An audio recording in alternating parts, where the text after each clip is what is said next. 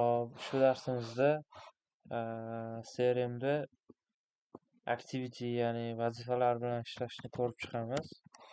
Hop, buning uchun o'tgan safargi qo'shgan lidimizga kirib olamiz. Bizda o'ng chapter qismida har activitylarni hammasi bizda shu qismda yozib boriladi.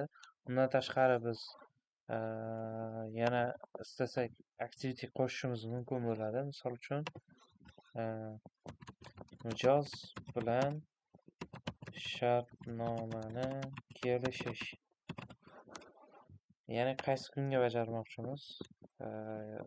8-martga misol uchun belgilaydigan bo'lsak, chapter qismida bizda vazifalar ketma-ketlikda ko'rinib boriladi.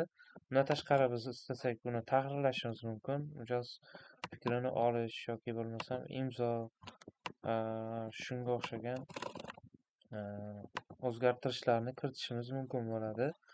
Xo'p, undan tashqari chapter qismida eslatmalarni qo'shib borishimiz mumkin bo'ladi. Mijoz skidka so'rayapti. Misol uchun qayd qilib boramiz va bizda mijoz skidka so'rayapti degan yozuv yozilib qoladi. Bu nima uchun kerak deydigan bo'lsak, mijoz bilan bo'lgan barcha faoliyatdagi tarixlarni ko'rib borish bizlarda sotuv qilishimizni ancha osonlashtiradi va ko'plab yordamini beradi. Aktivitylar xuddi shunday holatda qo'shib boriladi. Undan tashqari bizda turli xil aktivitylar bor. Elektron pochtadan xabar yuborish, qo'ng'iroq, uchrashuv, vazifa, lidni baholash va bir qancha turli variantlar bor.